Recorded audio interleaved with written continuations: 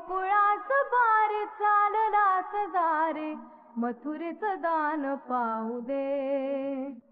सोडूनी गोकुळास बार चाललास दारे मथुरेचं दान पाहू दे.